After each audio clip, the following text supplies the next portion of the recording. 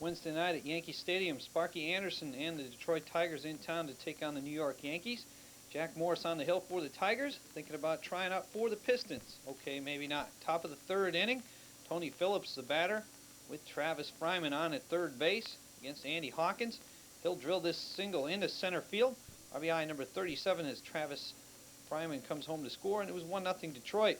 A couple of batters later, with the bases loaded, Lloyd Mosby hits the ground ball single into left field.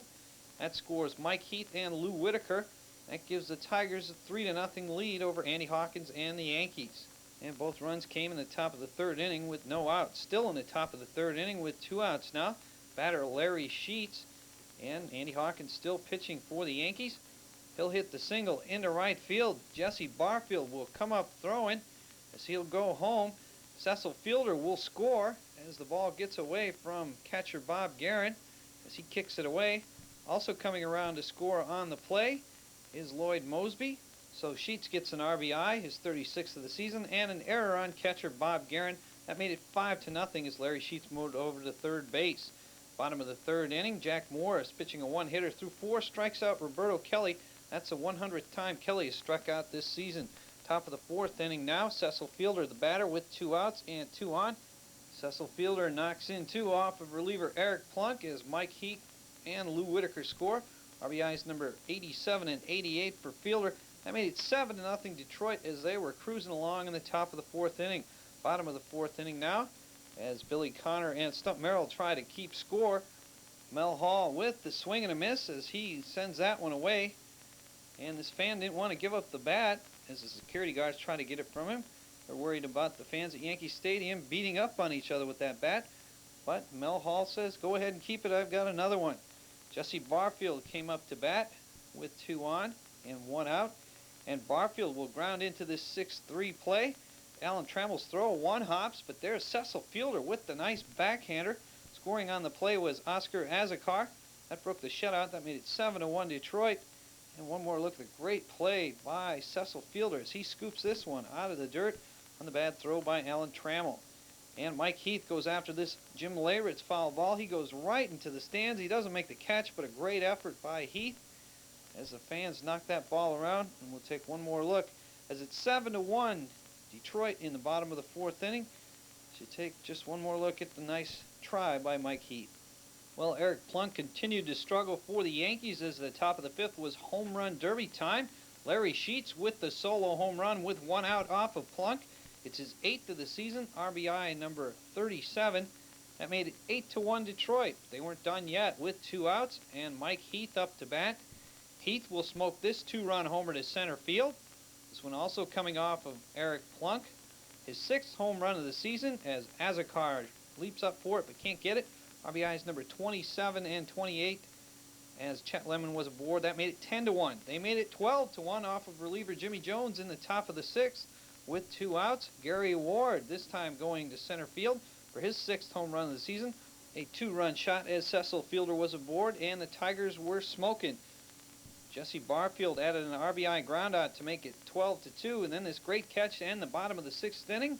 Brian Dorsett hits this one out into left center field, but there's Lloyd Mosby with the nice reaching, tumbling catch for the final out of the inning. One more look at the great catch by Lloyd Mosby, possibly the SNS play of the day tomorrow. And the Detroit Tigers went on to win this one by the final of 15-4 over the Yankees.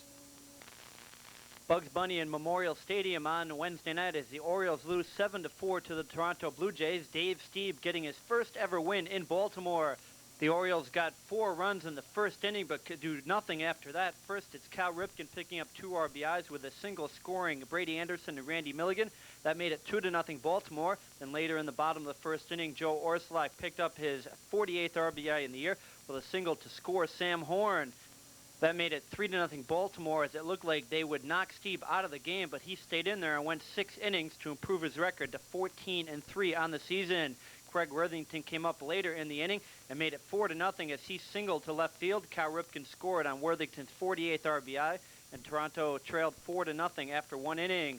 There were lots of delays in this game as here in the second inning, home plate umpire Mark Johnson felt something pull on that pitch, and he was forced to leave the game with a muscle pull. There was a 12-minute delay as Ken Kaiser went to the dugout to get a chest protector.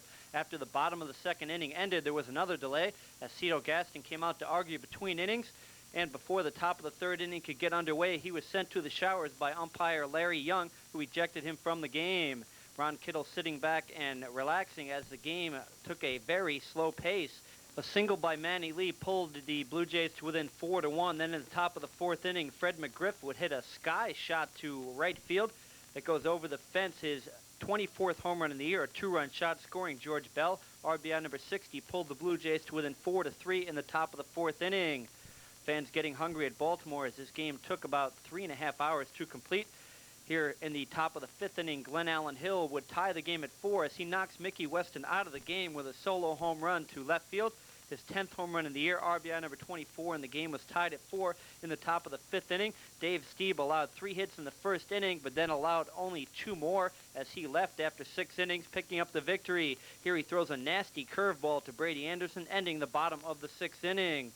In the top of the 7th inning, the Blue Jays would rally with 2 outs. First, a funny play as Glenn Allen Hill hit one down the right field line. Billy Ripken makes a long run, but then he overruns it and falls down. The winning hit came off the bat of Kelly Gruber, a 2-out double off reliever Mark Williamson, who came in to pitch to Gruber. He drills one into the left field gap, scoring Mookie Wilson and Tony Fernandez to make it 6-4. John Olerud added a home run to make the final 7-4 Toronto. Steve, the winner, is 14-3. His first win in Baltimore after going 0-5 in 14 lifetime appearances there. Jeff Ballard took the loss. He fell to 1-10. Henke got his 26th. Pick it up in the top of the first inning. Greg Swindell gives up a single to Gerald Perry into center field. This will score Bill Pacoda from second base, but Gerald Perry will be tagged out in a rundown between first and second base. This is Jerry Brown putting the tag on, but Pacoda scores and Kansas City led 1-0. But in the bottom of the first inning, the Indians get a run off of starter Mark Davis of the Royals. Jerry Brown would line a double to left field, scoring Alex Cole. The score was tied 1-1 after 1 inning. Moving to the bottom of the 5th inning, the Indians score 3 times. Here, Alex Cole singles to right field, scoring Tom Brookins. This gave Cleveland a 2-1 lead, Cole's first Major League RBI. Then later in the bottom of the 5th inning, Cole would steal his 4th base of the game. That would tie a Cleveland club record. We'll take another look at Cole on the base paths. Cole dominating this game with his speed. Then later in the bottom of the 5th inning, this stolen base would set up Mitch Webster's double. Webster lines the ball to right center field, scoring Cole from second base, giving Cleveland a 3-1 lead. Cleveland led 4-1 after 5 innings. The winning pitcher in this game, Greg Swindell, he improves his record to 7-6. He went 7 innings, allowing only 1 run. Here he gets Danny Tarble on a ground out. Then in the bottom of the 7th inning, Alex Cole would set the Cleveland record for stolen bases in 1 game. Here he steals his 5th stolen base of the game. Quite an accomplishment for a player called up from the minor leagues on July 25th, only 8 days ago. Then in the top of the 9th inning, Mitch Webster will make a nice catch, robbing Mike McFarland of a base hit. The Cleveland Indians win 4-1. Doug Jones gets his 28th save. Bud Harrelson and the first-place New York Mets in Montreal Wednesday night to take on the third-place Montreal Expos. And as you can see, the roof is up at Montreal's Olympic Stadium, so they'll play with the fresh air. Pick it up in the bottom of the 2nd inning. Ron Darling on the mound for the Mets. He'll get a great play from his center fielder, Keith Miller, taking away a base hit from Andres Galarraga. On the mound Wednesday evening for the Montreal Expos, starter Zane Smith. Here in the top of the 3rd inning, Smith will strike out Kevin Elster looking.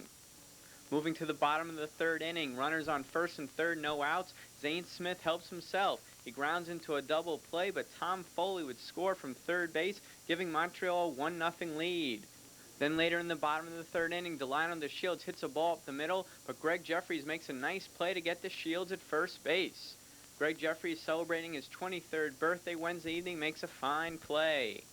Then in the bottom of the 5th inning, Zane Smith helps himself out once again. Here he'll hit into a force play, but the Mets can't turn the double play. Mike Audretti scores. Montreal led 2-0 after 5 innings. Then in the top of the 6th inning, the Mets get one back. Here, Mark Carrion lines a single to left field, scoring Greg Jeffries. Montreal led 2-1.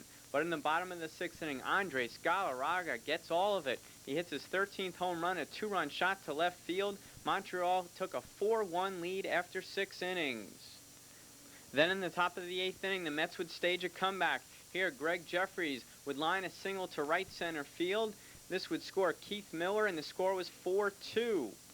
Then later in the top of the 8th inning, with Montreal leading 4-3, Darryl Strawberry grounds a ball to Delino DeShields. Kevin McReynolds looks like a linebacker. He takes DeShields to the ground. That was the first out of the inning. Then Dave Magadan would ground into an inning-ending double play. Controversy on the play at first base. Andres Galarraga holds on to the ball. The inning's over. The Montreal Expos hold on to their 4-3 lead in the top of the 8th inning, but Bud Harrelson claims that Andres Galarraga's foot was off the bag. He gets tossed from the game. Mets manager Bud Harrelson unhappy with the call because the tying run would have scored on the play if they called Andres Galarraga's foot off the base. Bud Harrelson not the only one to get kicked out of this game. Darryl Strawberry, between innings while going out to his spot in right field, was also kicked out of the game. Darryl Strawberry didn't like the call, and he wanted to get some words in himself. At this point in the game, it appeared the Montreal Expos were on their way to defeating the first-place New York Mets. But in the top of the 9th inning, bullpen ace Tim Burke would give up a 2-out home run to Tim Tuffle. Tuffle's home run, a pinch-hit solo shot, his 3rd home run of the year. That was Tim Raines in left field banging the wall. This made the score 4-4 and sent the game into extra innings. Then in the top of the 12th inning, Greg Jeffries would get the game-winning hit. Here he singles to left center field, scoring Keith Miller, giving New York a 5-4 lead. The Mets added one more run in the top of the 12th inning to make the final score 6-4, the Mets over the Montreal Expos.